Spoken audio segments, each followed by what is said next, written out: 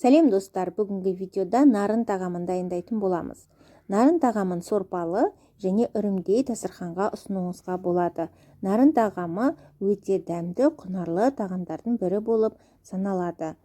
Достар, нарын тағамын дайындау үшін бізге жылқы еті қажет болады. Жылқының 1 килограмм етін алып, салқын суда жуып, отқа қазанымызды қойып, салқын суды құйып, етімізді салып қайнататын боламыз. Етті қайнату барысында отымыз қатты болмауы керек.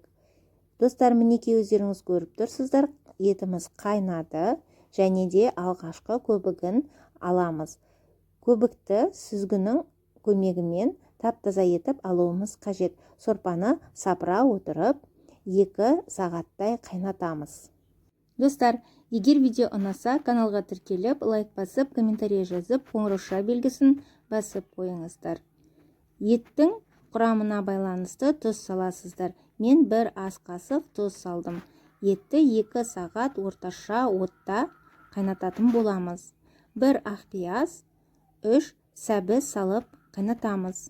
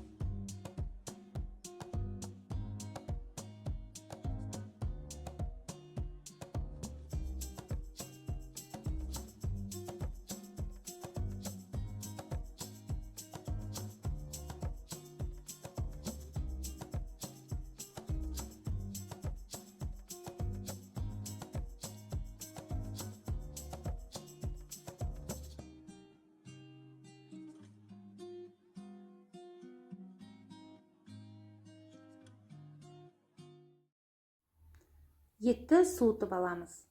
Суыған етімізді ұсақтап, нарынға арнайы турап дайындап аламыз.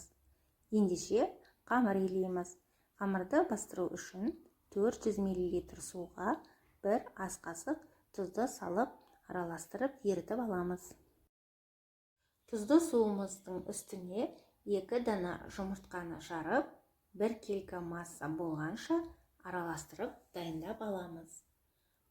Ендеше 1 килограмм 200 грамм ұнды електен өткізіп дайындап аламыз. Мінекей достар, біздің ұнымыз 1 килограмм ұнды аламыз және 400 мл сұйықтықты құйып, қасықтың көмегімен араластыратын боламыз. Енді ары қарай қолымыздың көмегімен қамырды бастырамыз. Достар, бұл жерде 1 килограмм етке деп арналған қамыр көп болады. Бұл жерде қамырды сіздер өздеріңіздің қалауларыңызша азырақ етіп илеулеріңізге болады. Себебі мен бұл нарынның жартысын сатылымға шығарамын. Мінекей достар, иленген қамырдың үстіне 1 ас қасық сұйық май құйып, араластырып, қайта илейтін боламын. Достар, өздеріңіз көріп тұрсыздар, қамыр қатты емес, қатты жұмсақ емес.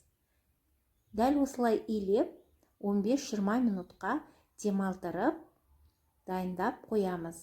Мінекей иленген қамырдың салмағы 1 килограмм 660 грамм болып шықты.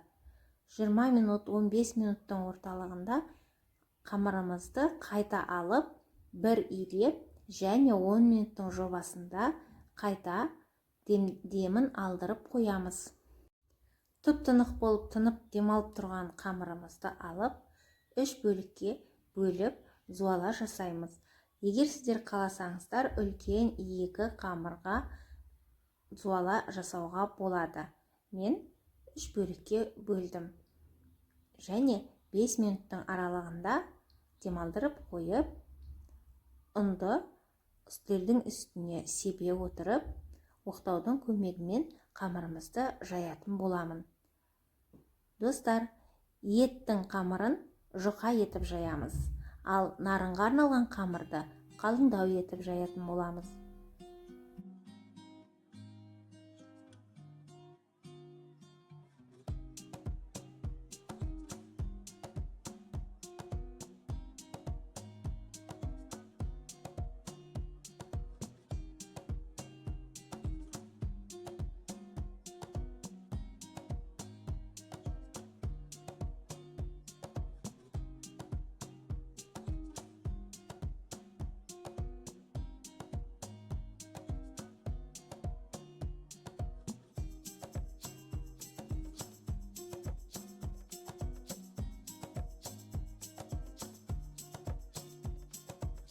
Достар, мінекей біз қамырымызды жайып дайындап алдық, және оларды өзімізге ыңғайлы бөліктерге бөліп аламыз. Мен 4 бөлікке бөліп алдым. Ендеше осы қамырымызды қайнатып пісіріп алу үшін 4 литр судыға 1 ас қасық тұз салып қайнатып аламыз.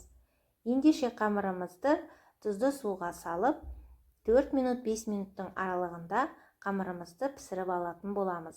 Қамырды қазандағы суға салған кезде арасында аздап қозғап отыруымыз қажет.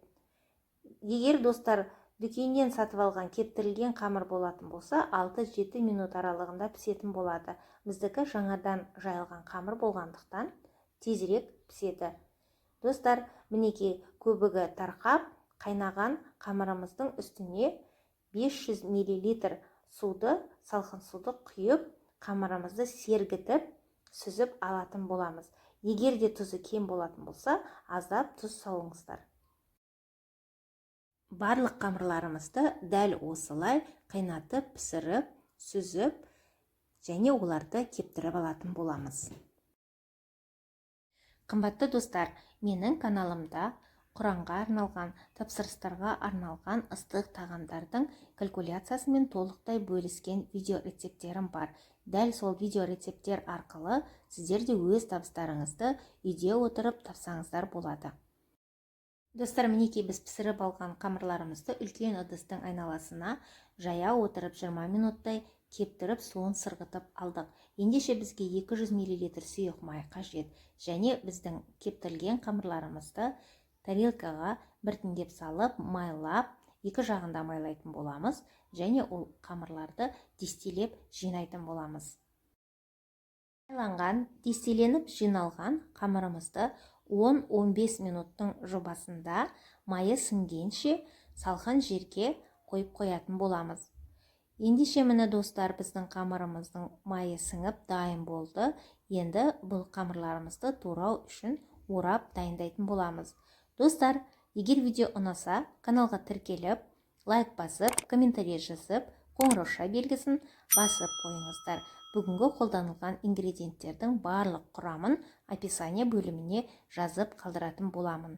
Достар, менің видеоларым ұнаса, пікір жазып, және маған айтар ұсыныстарыңыз болса, комментарий бөлімінде жазып қалдырсаңыздар, мен қуанып қаламын. Достар, мінекей біз күткен сәтте келіп жетті.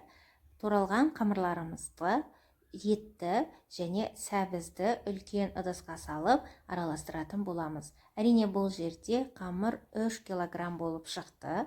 Ендеше бұның тең жартысын сатылымға шығаратын боламын.